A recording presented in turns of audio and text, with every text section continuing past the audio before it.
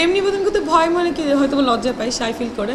প্রেম নিবেদন অনেকেই করে, এখন আরও বেশি করছে, ক্রাশ বলছে, এই বলছে। ম্যাক্সিমাম ছেলেরা খুব বেশি পছন্দ করছে, মেয়েরা করছে না কেন জানি না। তো মেয়েদের তো আসলে স্বভাবত একটা জেলাসি থাকে হয়তো বা, বাট কিছু মেয়েও আবার পছন্দ করছে। না না, আমি সেলিব্রিটি বিয়ে করবো, কোনো শেক টেক বিয়ে করবো কিনা এখনো ভাবি নাই। এটা সবাই নিউজ করছে। সেলিব্রিটি মানে আবার এটা ভেবেন না শুধু নায়ক বিয়ে করবো। সেলিব্রিটি মানে ডিরেক্টর হতে পারে, প্রডিউসার হতে পারে, প্লেয়ার হতে পারে, সিঙ্গার হতে পারে, এনিওয়ান। না না না, আমি রাগান্বিত না, আমি খুব কুল মাইন্ডের একটা মানুষ, খুব কুল মেন্টালিটির, আমি খুব সফট মাইন্ডের একটা মানুষ।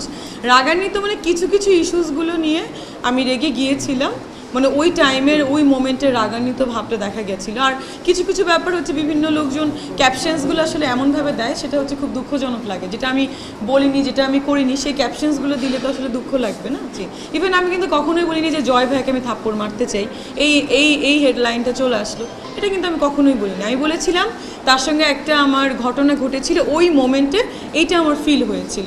কিন্তু শুধুমাত্র থাপ্পড়ের কথাটা কেটে কেটে কেটে পুরো একটা মানে একটা বাজে ব্যাপার ক্রিয়েট হলো। না, প্রেমের অফার দেখা যাক, দিতে থাকুক, প্রেমের অফার দিতে থাকুক। হ্যাঁ, নায়কদের কাছ থেকে অনেক প্রেমের অফার পাই, কিন্তু নায়করা তো কলিগ, সাধারণত এটাই ভাবি, ফ্রেন্ড, আমার খুব ক্লোজ ফ্রেন্ড তারা, এটাই। না, প্রেম করার প্রস্তাব দিয়েছে, বিয়ে করার প্রস্তাবও দিয়েছে, বাট বলা যাবে না, সবাই দিতেই পারে। একজন আনমেরিড পার্সনকে প্রেমের প্রস্তাব দিবে বা আমি আনমেরিডকে দিব, এটা হতেই পারে। ম্যারিড পার্সনকে দিলে একটা ব্যাপার ছিল।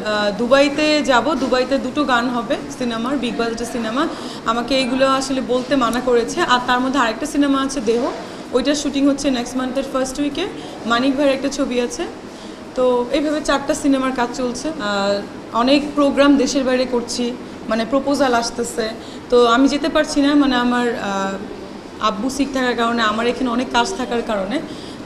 ভালো লাগছে, মানে আগের মতোই আবার কাজের অফার আসছে, যখন ডে ওয়ানে স্টার্ট করেছিলাম সেরকমই, মানে খুব ভালো লাগছে বিষয়গুলো।